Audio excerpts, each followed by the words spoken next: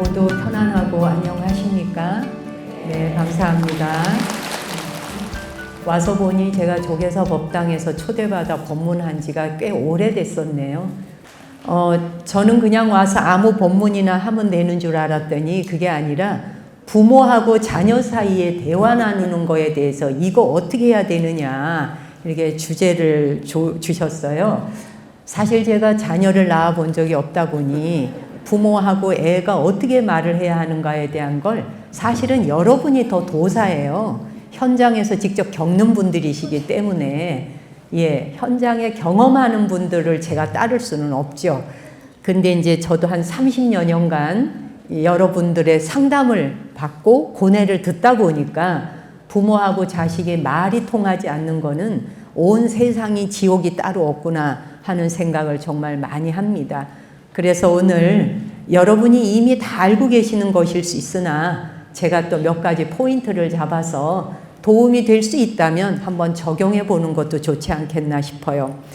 우리가 이 살아가는 삶의 곳곳에서 나누어야 되는 그 힘든 대화, 그 힘든 대화를 멋지게 성공시키는 일, 이거는 사실 도를 이루는 일보다 더 어렵습니다.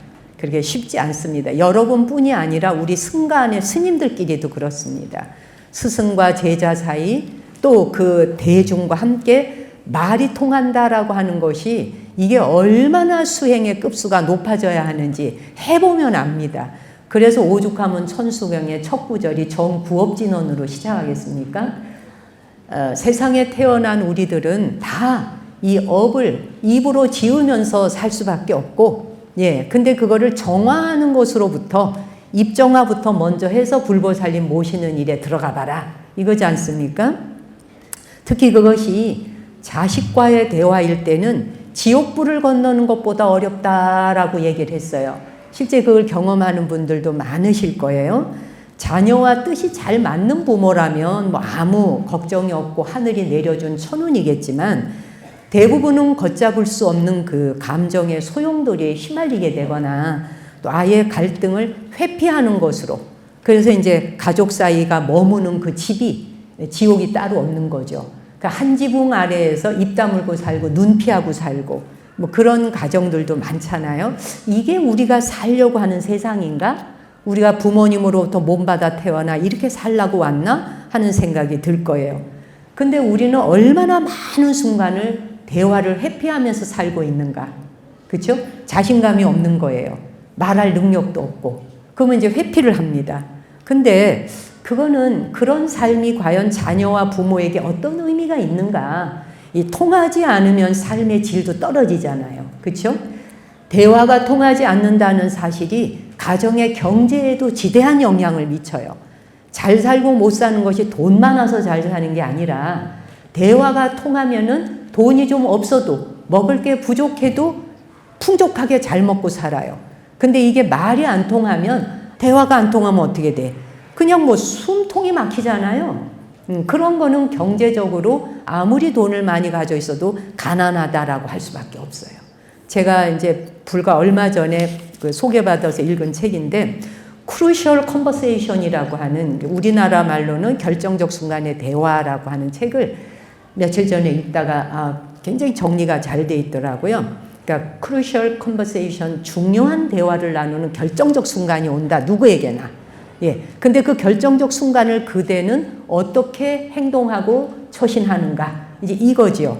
우리가 불교에서 하는 법문을 듣다 보면 이제 업이다 뭐 이런 이야기 많이 하지만 그런 거 이제 다 걷어내고 장막을 걷어내고 실제 삶 속으로 한번 들어가 보자는 거예요. 자, 우리가 일단 대화가 안 통할 때는 감정이 격해지잖아요. 감정이 격해질 적에는 어떻게 돼요? 사람이기를 포기할 때가 많죠. 그냥 사람의 모양만 갖추었잖아. 우씨 이러고 올라오잖아요. 자, 그럴 때 이렇게 해보자는 거예요. 상대가 아닌 목적을 보라. 그러니까 사람을 바라보면 욱 올라오는 거예요. 사람을 쳐다보면 저거 뭐 저런 게 있지? 라고 욱 올라와. 자, 그런데 목적을 보라는 거야. 그 목적이 뭐냐? 이 대화를 시작하는 이유가 무엇인가를 잊지 말라는 거예요. 내가 지금 아이하고 내 애하고 말하려고 그러는데 내 거를 주입시키려고 하나? 명령하려고 하나? 따르라고 하나? 이 뭔지를, 목적을 보라 이거예요. 그 다음에 내가 얻고자 하는 것이 무엇이었는지, 이 아이하고 대화를 하면서 내가 실제 얻고 싶은 게 뭐였는지, 그 다음에 지금의 내가 하고자 하는 말과 행동이 목적 달성하는데, 즉 아이와 관계가 좋아지고자 하는데 도움이 되나 안 되나, 이거를 생각해야 돼. 그냥 살아온 습관대로 내질른다고 대화가 되는 게 아니지 않습니까? 맞죠? 그 다음에 두 번째가 뭐냐면 내가 말하고 싶은 의도를 표현하라는 거지. 이 말은 뭐냐? 표현하고자 할 적에 우호적인 분위기를 만들어야 돼요. 그리고 내가 가고자 하는 방향에 내가 이 아이하고 좀 대화가 통해서 내 뜻을 전하자고 하는 거잖아요. 그럼 거기에 부합하는 대화를 해야 되잖아요. 근데 말이 나갈 때 어떻게 나가요? 자기 방식으로 그냥 애한테 말하죠. 아이한테 부모들은 명령조가 많잖아요. 말 들어. 그러니까 대화하고 싶을 때 너 오늘 시간 있어? 이렇게 바로 물을 수 있잖아. 너 오늘 시간 있어? 그럼 뭐라고 대답해요? 시간 없어. 있냐고 물으면 없다 그래요. 응. 내가 너하고 좀 하고 긴히 의논하고 좀 싶은 게 있어. 엄마가 도움받고 싶은 게 있어. 아빠가 도움받고 싶은 게 있어. 이게 내 의도를 먼저 말하라는 거예요. 내가 너하고 대화하려는 건 내가 너한테 좀 도움받고 싶은 게 있는데 나 좀 도와줄 수 있을까? 오늘 잠시 시간 좀 내주면 좋겠어? 라고 해야지. 너 오늘 시간 있어? 없어. 이놈의 자식이? 뭐 이렇게 바로 그냥 나가는 순서가 정해져 있잖아요, 말이. 근데 우리가 이러고 살아요. 그리고 내 자식이라고 또 끼고 살고. 자, 그런데 이거는 저한테도 해당이 되고 우리 승가의 많은 스님들한테도 해당이 되고요. 스님들은 고향도 다르고 살아온 형식도 다르고 같은 게 하나도 없어요. 여러분은 그래도 피와 살을 나누었잖아요. DNA라도 공유했잖아요. 그렇죠? 자, 그래서 이제 대화를 나눌 때 이렇게 해보자는 거예요. 딱 상대와 내 자식하고 말을 해. 어릴 때부터든 클 때까지건 있는 그대로의 사실에 집중하라. 이 말이 뭘까? 해석하지 말고 자기 스스로 머리에서 미리 추측하고 짐작해서 전제하지 말라는 거예요. 근데 우리는 뭐예요? 무슨 말을 하려고 하면 자식에 대해서 이 안에서 미리 소설을 씁니다. 자기 소설을 쓴 상태에서 말을 하니까 아이한테 거부감이 오죠. 자기 자식은 그 마음이 아닌데 부모는 미리 소설을 써. 그래서 첫 번째 기술이 뭐냐? 있는 그대로의 사실에 집중하세요. 이거 쉽죠, 이 말. 이 말 까먹진 않겠죠. 있는 그대로 보라는 거예요. 지가 지어낸 말로 보지 말고 자기가 쓴 소설로 보지 말고. 그러니까 얘가 그때도 그러더니 지금도 그러네. 남편이 아내가 그때도 그러더니 지금도 그러네 라고 해석을 하고 그걸 미리 전제하고 추측하고 짐작해서 말을 하면 말이 통할까요? 안 통할까요? 감정만 건드려요. 그렇죠? 그 다음 두 번째, 내가 가지고 있는 스토리, 즉 내 해석과 전제가 전혀 없을 수는 없어요. 사람은 누구나 자기 머릿속의 기억이 다 다르기 때문에 이 사람 저 사람 80억 인구가 갖고 있는 기억이 다 달라요. 자식 아니라 누구라도 같은 생각을 갖고 있는 사람은 한 명도 없어요. 아시겠죠? 그래서 두 번째는 뭐냐? 내가 미리 써놓은 소설을 이 속에서 삭히지 말고 끄집어내서 그거를 상대방에게 말하고 싶을 때 공유해야 돼요. 그러니까 이 말은 뭐냐? 자기가 갖고 있는 스토리를 전제로 말한다는 건 내가 틀릴 가능성도 있어 라는 말이에요. 내 말이 잘못됐을 수도 있고 내 생각이 틀릴 수도 있어. 이걸 인정을 하고 말을 시작하는 겁니다. 그래서 상대의 입장을 그리고 물어보고 충분히 내가 들어줘야 돼. 그 다음에 그러고 나서 해결을 위해 상대하고 의견을 나눠야 돼. 이게 무슨 말이냐 한번 봅시다. 내가 잘못 생각했을 수도 있는데 이게 내 소설을 쓸 걸 얘기하는 거잖아요. 내 머릿속에 지금 무슨 생각 갖고 있는지 미리 얘기하라 이거예요. 그래서 내가 잘못 봤을 수도 있는데 너 요즘 굉장히 예민해 보여. 너 왜 이렇게 요새 예민해? 너 뭐 불만 있어? 엄마가 뭐 밥 안 해줬어? 넌 도대체 뭐 하는 놈이야? 뭐 엄마한테 뭘 도와준 게 있어? 이거 말 될까요? 안 될까요? 그러니까 이게 싸우려고 덤비는 말을 미리 만들어 놓으면 대화가 안 되거든요. 그래서 뭐냐, 내가 잘못 봤을 수 있는데 너 좀 예민해 보여. 혹시 어디 아프거나 무슨 고민이 있는지 걱정이 되네. 예, 라고 이야기하죠. 그러면 어떤 상황인지 엄마한테 좀 아빠한테 들려줄 수 있을까? 라고 이야기하면은 대화를 나눌 수도 있는 자식이 있으면 그 집은 성공한 집안이고, 그런데 이런 말을 했을 때 관심 끊어. 알라고 하지 마. 내가 뭘 하던 엄마만 관심 안 가지면 내가 숨통 터 이럴 수도 있잖아요. 엄마의 관심이 나는 피곤하다고 이럴 수 있잖아요. 그렇게 나올 때 욱 하면 될까 안 될까? 근데 대부분 욱 하지 당연히. 그래서 우리가 사람 되기 위해서 공부하는 거 뭐냐? 감정 다루는 법을 공부하기 위해서 하는 거예요. 불교 공부에서도 그래. 자, 우리가 보세요. 반야신경 좀 전에 읽으셨어요. 독송하셨어. 매일 해요. 색수상 행식, 그죠? 네. 이모션이라고 하는 감정, 색수, 수라고 하는 게 느낌이잖아요. 느낌. 이모션이라고 하는 감정을 다루는 것, 모양을 보고 대상을 보면서 수, 느낌이 올라와. 좋다, 싫다. 느낌에 대해서 내가 어떻게 판단하느냐에 따라서 살아가는 삶의 질이 바뀌지 않습니까? 그렇죠? 근데 그 느낌을 다루는 법에 대한 것을 매우 중요하게 생각하신 분이 붓다예요. 부처님은 느낌 다루는 법에 대해서 총력전을 기울이라는 겁니다. 그 감정 다루는 것에 대해서 엄청나게 공부를 해야 돼요, 우리가. 제일 중요한 건 내가 하고 싶은 말을 하고자 할 때 미리 전제하라. 내 말이 틀릴 수 있다는 것을. 그 다음에 이제 뭐냐 하면 대부분의 사람들은 대화 나눌 때 두 가지를 써요. 뭐냐? 공격하든지 도망가든지 피하는 거예요. 그렇죠? 공격은 뭐냐면 막바로 바로 싸우려고 덤비는 거죠. 너 지난번에 돈 얼마 썼던데 도대체 어디다 썼어? 바로 공격형이죠. 예, 바로 공격하면서 시작해요. 그러면 공격을 하든지 아니면 피하든지예요. 이거는 인류가 진화해 오는 과정에서 어제 오늘 해온 게 아니에요. 살아남기 위해서 덤벼서 싸우든지 아니면 도망가든지였어. 여기서 도망간다는 건 무슨 말이냐면 침묵하는 거야. 무건이 아니야. 무건 수행은 수행에 들어가잖아요. 무건이 아니고 입 다무는 거예요. 도망가는 게. 그러니까 말을 하다 보니까 자기가 이성적으로 판단해서 이론적으로 내 자식을 이겨먹을 수가 없어. 그럴 때 부모가 하는 일이 뭐예요? 입 다물기. 그리고 굉장히 자기가 내가 화가 났다는 걸 보여주는 거지. 내가 이만큼 화가 났어. 그러는데 그렇게 해서 얻으신 분 손 들어보세요. 소득이 있었던 분. 하나도 없었죠. 자, 그래서 한번 들어가 볼게요. 첫째, 상대의 행동을 보고 자기의 생각과 감정에 빠져들지만 말고 상대가 나를 무시한다라고 추측만 하지 말고 감정에, 내가 갖고 있는 감정에 대한 게 사실인지 아닌지를 한판 생각해야 되잖아. 그래서 사실은 내가 쓴 소설은 사실이 아니에요. 그렇기 때문에 뭐 한다? 첫 번째, 일단은 자기가 했는 추측이 90%가 맞다 할지라도 멈추어라. 네, 멈추어라. 그래서 아직 사실이 확인되지 않았잖아요. 진실인지 아닌지 확인이 안 됐거든.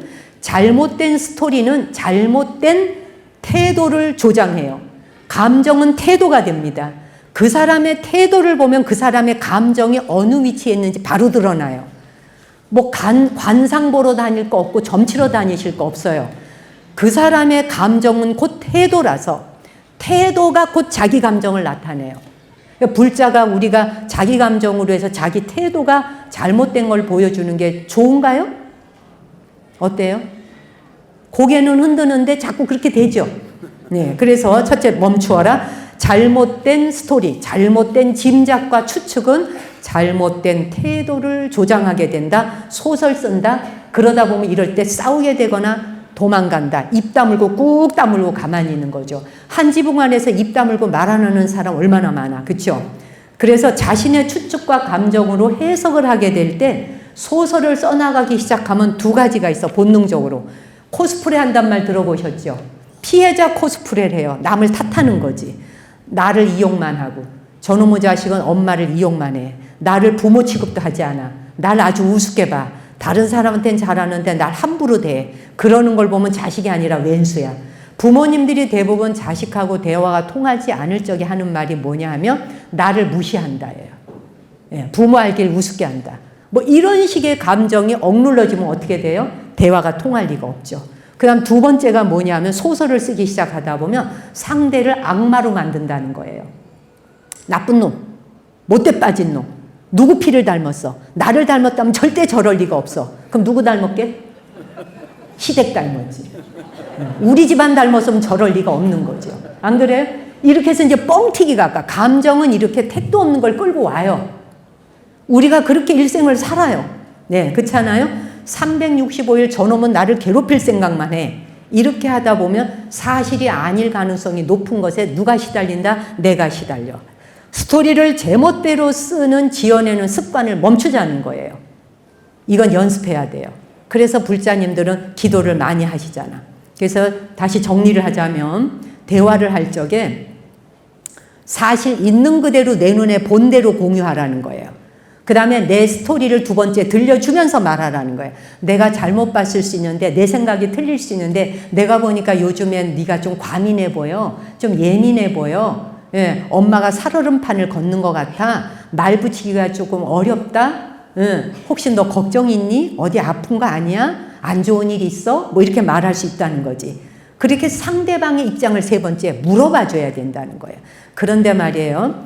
감정이 자신의 태도를 지배하지 않도록 하라. 오늘은 이 타이틀만 따라오시면 돼요. 아시겠어요? 한번 따라해 볼까요? 감정이 자신의 태도를 지배하지 않게 하라. 여러분끼리 한번 해보세요. 시작.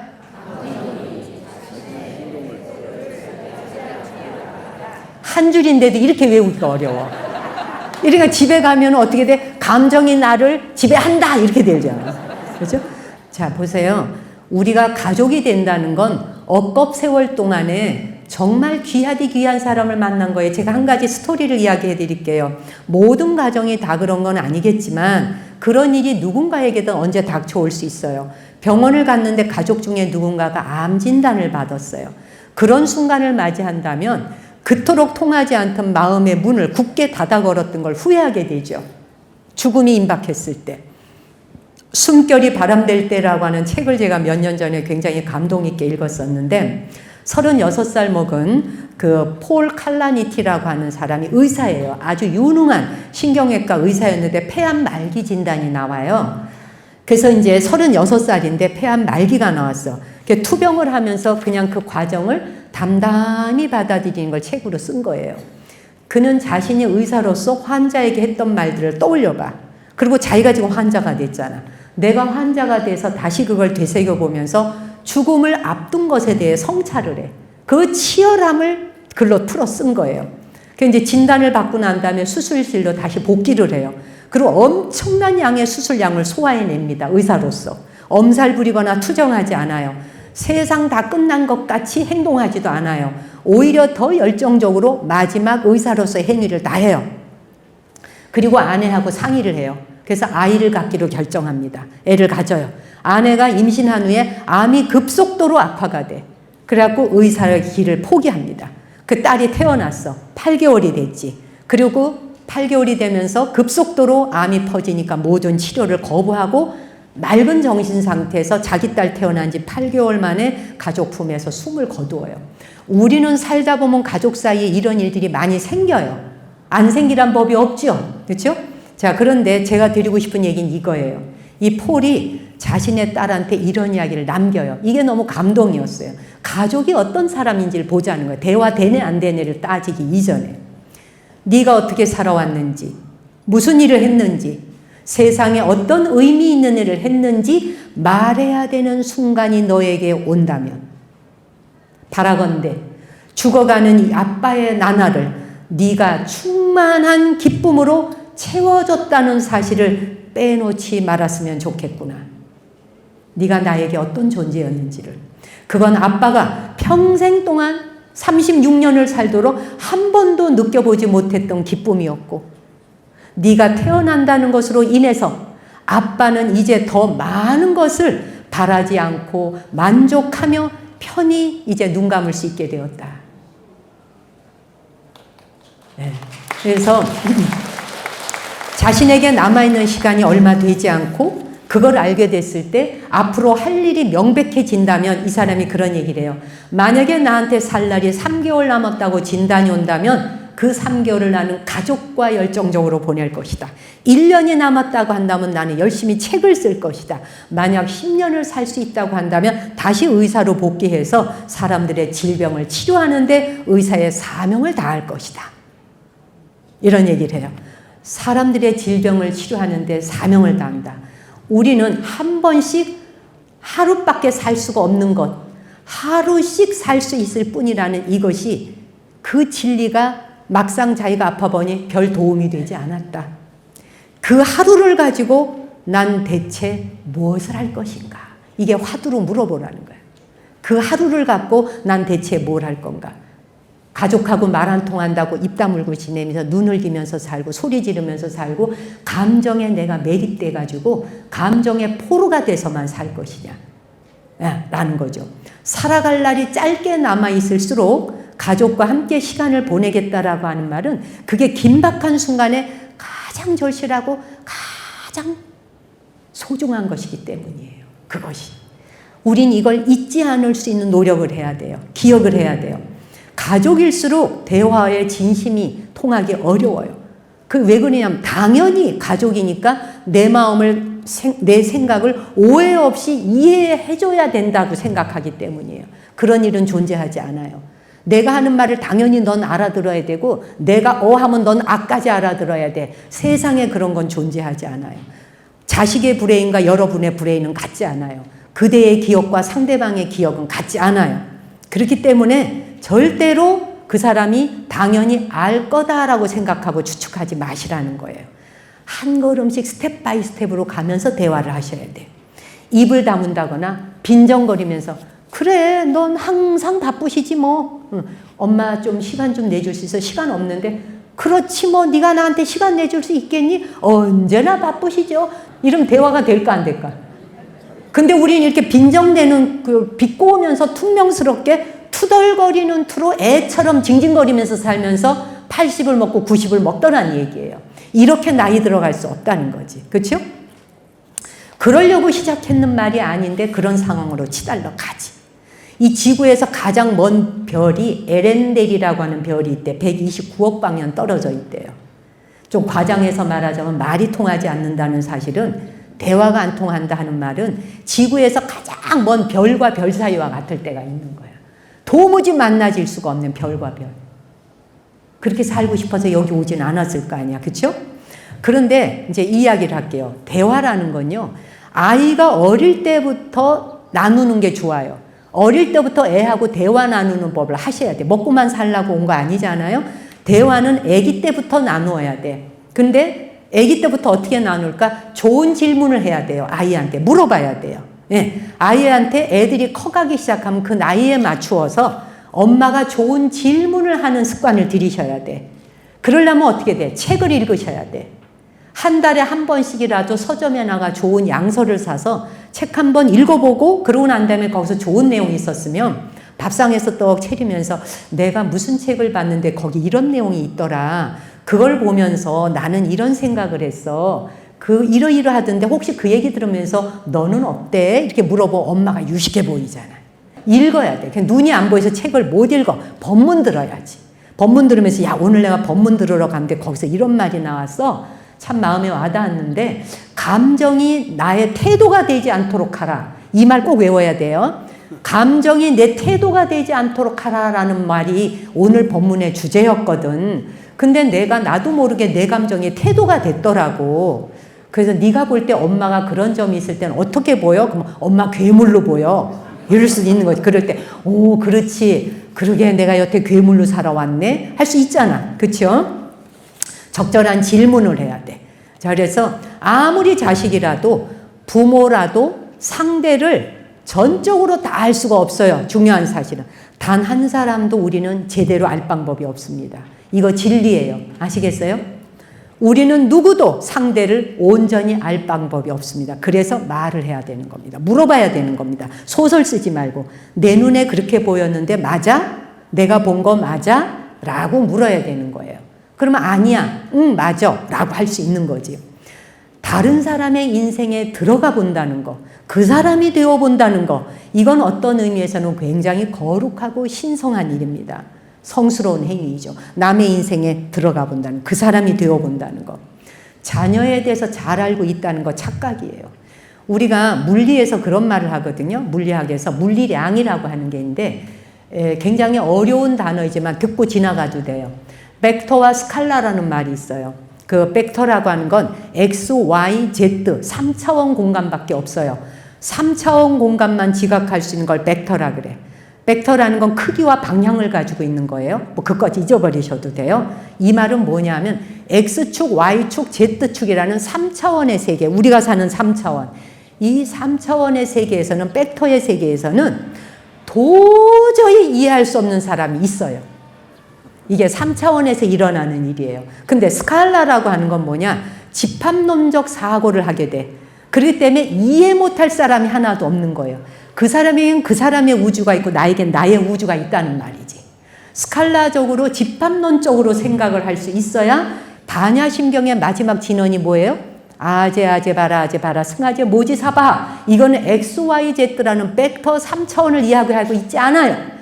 벡터라는 3차원을 넘어서서 4차원 이상의 세계를 말하고 있어요. 4차원 이상으로 넘어선 세계에서는 이해 못할 존재가 하나도 없어요. 다 가능해요. 왜? 내가 이상한 사람이듯 그 사람도 이상한 점이 있고, 근데 우리는 3차원에서 뭐야? 나는 정상인데 쟤가 미친 거예요. 요게 벡터의 세계예요. 이 말은 이해하겠죠? 자, 그래서 완결성이라고 하는 건 사람마다 저마다 다를 수 있다. 인생을 완결시켜 간다는 게 사람마다 달라요. 엄마의 인생의 완결성이 자식을 통해서 완결되지 않아요. 자식의 인생의 완결성이 부모를 통해서 완성되지 않아요. 각자의 몫이 있다는 거지. 이건 이해하시겠죠? 예. 그래서 바로 아제 바라 아제 바라 승아제 모지사바 4차원 이상의 세계로 나아가기 위해서 불제자가 되고 부처님 법을 통해서 수많은 가르침을 통해 내가 감정이 내 태도가 되지 않도록 하기 위해서 공부를 수행해 가는 거예요. 기도도 해 가는 거고. 기도하고 수행하고 한 10년 절에 다닌 지 오래됐어요 하는데 절에 다닌 지 오래된 사람일수록 왜 공부가 안 될까? 절에 다닌 지 30년, 40년 됐다는 사람이 촛불 켜는 거 갖고 싸우잖아요. 내 초를 왜 껐냐? 내 자식 초를 켰는데 네가 뭔데 껐냐? 막 이렇게 하고 다투잖아. 그렇죠? 처음 온 사람한테 불편을 주고. 그게 뭐예요? 내 위주로만 생각하기 때문이에요. 에고. 그렇잖아요? 그렇게 살 수는 없다는 거지. 그래서 자녀하고 대화를 나눌 땐 물어보라라고 하는 말을 잊어버리지 마세요. 자녀하고 대화할 때는 방법이 여러 가지야. 예를 들어서 빈센트 반 고호라는 말 들어봤죠? 고호라는 사람의 그림이 유명하죠. 이 사람이 모든 가족의 반대를 무릅쓰고 그림을 그려가지고 무려 800점을 10년 동안 그려낸 사람이에요. 그럼 이제 이런 얘기를 엄마가 유식하게 한번 해보는 거지. 반고호가 모든 가족의 반대를 무릅쓰고 10년 동안 800점이 넘는 그림을 그렸대. 너는 만약에 네가 하고 싶은 일을 부모가 반대한다면 어떻게 하고 싶어? 안 돼! 이게 아니라 어떻게 하고 싶어? 라고 물어볼 수 있잖아요. 그럴 때 어떻게 하고 싶으냐고 할 때 지 의견을 말하면 부모는 들을 수가 있죠. 또 만약 네가 사람이 아닌 다른 생명체로 태어난다면 어떤 걸로 변신해보고 싶어? 상상해 볼 수 있잖아. 상상력이 동원돼야 돼. 그러려면 공부를 무지 많이 해야 되는 거예요. 네. 우리 보살님 혹시 다른 생명체로 변신한다면 사람 아니고 뭐 한번 돼보고 싶으세요? 네. 새? 새가 되고 싶어? 네. 날아다니. 왜 새가 되고 싶어요? 자유로워. 자유로워. 또 혹시 딴 거 돼보고 싶어? 고래 돼보고 싶은 사람 있나요? 물에서 헤엄치는 거. 깊이 들어갔다 나갔다. 딱정벌레도 될 수 있는 거잖아요. 그렇죠? 나무. 오케이. 나무가 되어보고 싶어.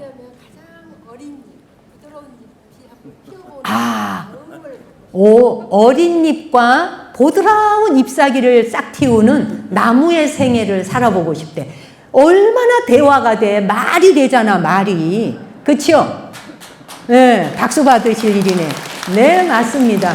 야, 이렇게 대화를 하는 거예요. 상상을 하면서 그런 세계에 대해서 대화하면 아이들도 엄마가 놀랍고, 그렇죠? 상상의 날을 펴야 돼. 맨날 그 나물에 그국밥 같은 이야기만 하고 앉아있으면 될까 안 될까요? 그래서 우리가 애완견이 죽으면 슬퍼해, 괴로워해. 그런데 보세요. 가까운 친척이 죽어도 그다지 슬퍼하지 않아요. 인정머리가 없어서 슬퍼하지 않는 게 아니에요. 우리 스님들도 가까운 도반이 죽었다, 은사스님이 돌아가셨다 이러면 마음이 슬퍼져. 근데 저 멀리 전혀 본 적도 없는 스님이 입적하셨네, 신문남, 아무 감흥이 없어. 이게 뭐냐? 인정머리가 없어서가 아니고 비인간적이어서가 아니고 기억의 차이예요. 공유되어 있는 기억이 없는 사람에 대해서는 슬플 일이 없어요. 개나 고양이, 고양이가 죽었을 때는 공유된 기억이 있잖아요. 기억이 많아야지만 그 존재에 대해서 애정도 가는 거예요. 근데 공유되어질 애정이 없어. 공유된 기억이 없어. 그럼 어떻게 돼? 감정에 큰 그 영향도 받지 않아. 안 슬퍼. 각자에 대한 공유된 기억이 많으면 많을수록 즐거움도 있고 그만큼 또 슬픔도 있는 거예요. 가족 사이에 그 가운데서도 부모와 자녀 사이는 기억의 공통 분모에 빈곤이 대화를 절벽으로 만드는 거예요. 가족 사이에도 기억의 공통 분모가 많아야 돼. 풍부해야 돼요. 풍부하고 다양한 양질의 기억이 서로 많아야 대화하기가 쉬워져요. 부모와 자녀가 왜 절벽처럼 부딪히느냐. 감정은 앞과 뒤가 없고요. 공간이 없는 게 감정입니다. 바로 부딪힙니다. 우이씨 뭐? 이게 감정이에요. 그렇죠? 감정은 이성적이지 않아요. 이성적인 거 뭐에 앞과 있고 뒤가 있고 공간이 있고 여백이 있는 게 이성이에요. 한 번 생각하게 되죠. 감정은 생각할 겨를이 없어요. 그냥 가서 다 들러붙어요. 감정은 앞뒤가 없고 공간이 없고 여백이 없다. 이 말도 외워두세요. 풍부해지려면, 대화가 되려면 서로 양질의 기억이 많아야 돼. 우리의 뇌 안에서는 내측두엽이라 그러는데 이것도 듣고 잊어버리셔도 돼.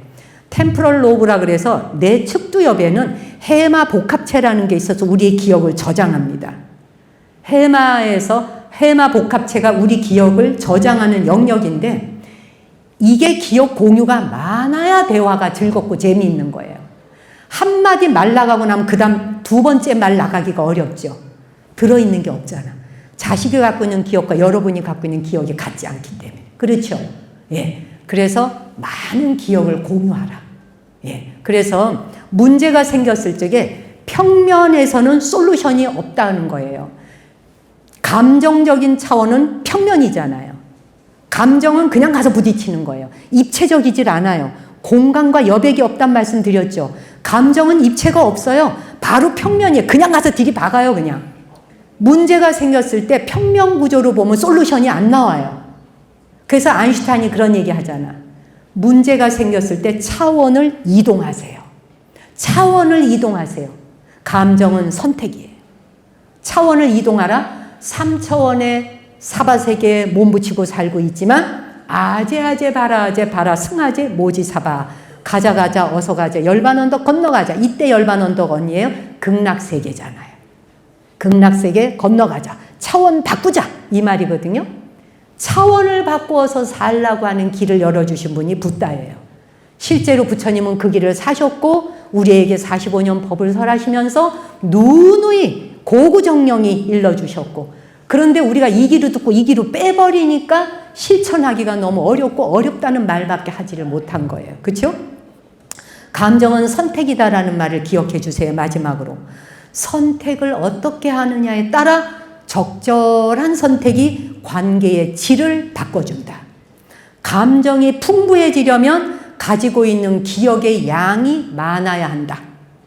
그래서 뭐 설악산 봉정암을 갔다. 설악산 봉정암을 그냥 가서 절만 꾸벅꾸벅하고 내려와 끝이야. 설악산의 하나하나의 잎사귀를 보고 설악산이 어땠는가를 돌아볼 수 있는 정도의 본인이 많은 기억을 가지고 있는가. 조계사를 떠올리면 조계사에 대한 많은 기억과 추억들.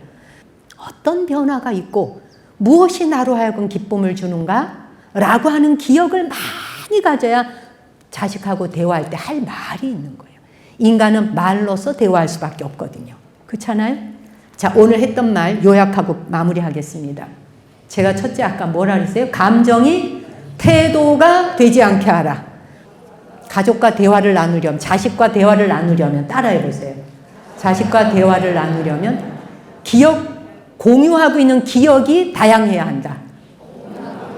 기억이 다양해야 한다. 많아야 되는 거예요.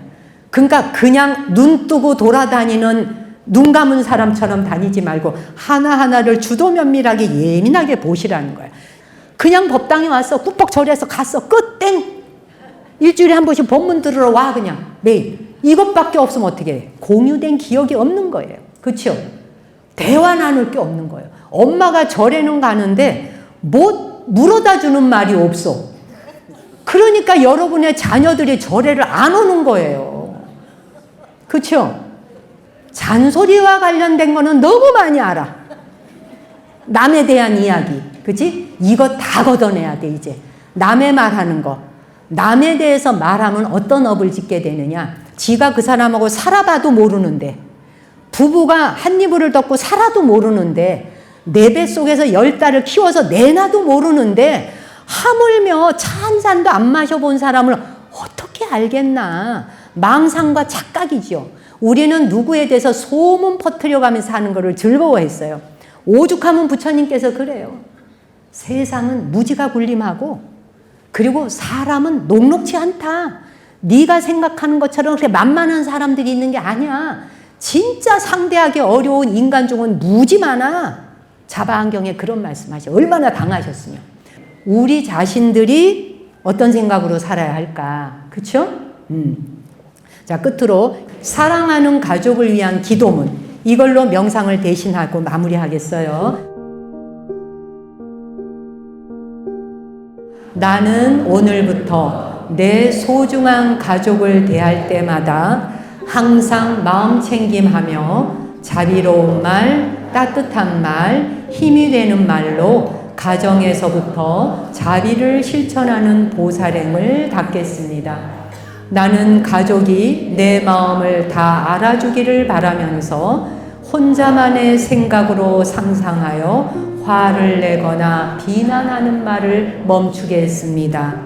내가 원하는 대로 되지 않는다고 너 때문이야 라고 탓하기보다는 나의 부족함은 없었는지 돌아보겠습니다.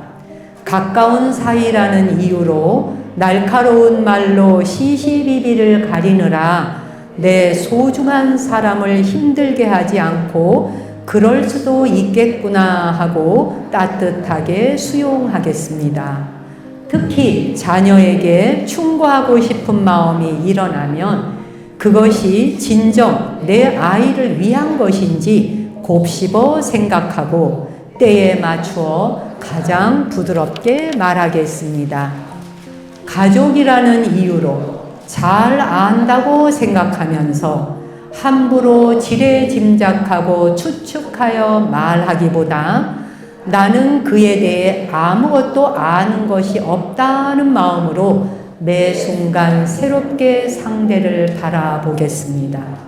사랑하기에도 부족한 짧은 인생, 매일 만나는 내 가족에게 내 뜻대로 행동하지 않는다고 가시돋친 말을 하기보다 하루 종일 지쳐 돌아오는 소중한 사람에게 어서와 수고했지 라며 미소로써 격려하겠습니다. 아무리 화가 머리 끝까지 나더라도 가족의 가슴에 비수를 꽂는 말은 하지 않으며 오늘이 그와 내가 만나는 마지막 날이 될 수도 있다는 것을 기억해 조용히 침묵하겠습니다. 나는 내가 행한 실수로 더욱 현명해지고 겸손해집니다. 나는 내가 받은 상처로 날마다 자비심을 배울 기회를 얻습니다. 네, 감사합니다. 오늘 이제 나누어 드린 그 기도문, 이 기도문을 한번 읽는 것만으로도 명상이 돼요. 지하철 안에서도 읽으시고, 버스 타고도 읽으시고, 집에 가서도 읽어보고, 자녀하고도 이거 갖고 대화 나눠보고, 내가 오늘 기도문 중에 이 말이 나한테 너무 와닿았어. 그리고 한 번씩 자식에게 엄마도 굉장히 부족한 게 많아. 내가 지금까지 살아오면서 배운 것보다 모르는 게 너무 많더라고. 네가 혹시라도 좋은 이야기 어디서 듣거나 하면 엄마한테 이야기 들려주면 고맙겠다. 엄마도 죽는 날까지 무한히 배우고 싶어. 근데 눈도 안 보이고 이제 귀도 잘 안 들려.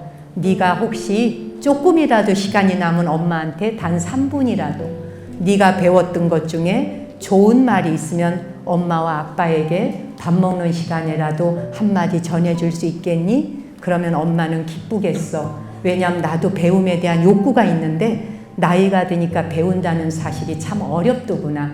그런데 내가 누구에게 도움을 받겠니? 자식이 나에게 그런 말을 해준다면 엄마는 더없이 기쁠 것 같아. 아빠도 그럴 것 같아. 그래서 나 부족한 사람이고 내가 너를 많이 가리킨 것도 없어.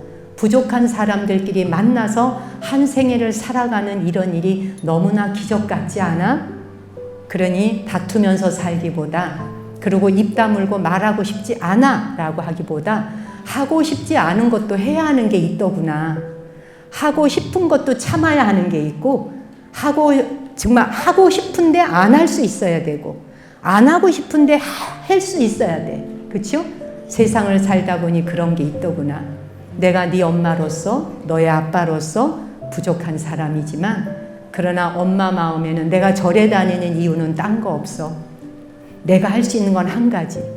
내 가족이 건강하고 네가 하는 일들이 항상 잘 되기를 내 마음에 등불 밝히는 것. 그것밖에 더 있겠니? 엄마가 할 줄 아는 건 유일하게 그거야. 마음에 등불 밝히고 기도하는 것. 가족을 위해 기도하는 엄마도 나름대로 훌륭하지 않아? 너를 위해서 조계사에 등 켰어. 너를 위해서 등불 밝힌 그 등불이 언제나 네가 가는 길을 밝혀주고 지켜줄 거야. 네가 하는 일은 항상 잘 될 거다. 안 될 때조차도 실패했다고 생각하지 말기를 바란다. 왜? 엄마도 수없이 실패했거든. 근데 그 실패는 나를 키우는데 엄청난 에너지가 되어 주었어. 그게 나를 키운 파랄이야. 네가 가는 길은 언제나 엄마 아빠가 뒤에 있고 너를 위해서 항상 네 편이 되어 줄 거야. 이건 진심이다. 부처님 오신 날에 여러분이 자녀에게 밥상머리에서 해줄 수 있는 정말 감동의 그 법문이 될 수 있도록, 그거는 진실하면 되는 거예요. 그렇잖아요? 지어내서 하려고 할 거 없어. 진정성을 담아 진실하게. 이제 부처님 오신 날을 맞아 전국의 대한민국 각처에 등불을 밝히고 있습니다. 이 등불 하나하나가 다 각자의 집안의 등불을 밝혀주고 대한민국 국민들 모두를 위한 등불이 되고, 이 등불이 꺼지지 않을 수 있도록 우리 스스로가 변화하고 달라지는 삶이 등불이 꺼지지 않는 것이고, 그게 바로 기름이 되어주는 것입니다. 제 법문 마치겠습니다. 고맙습니다.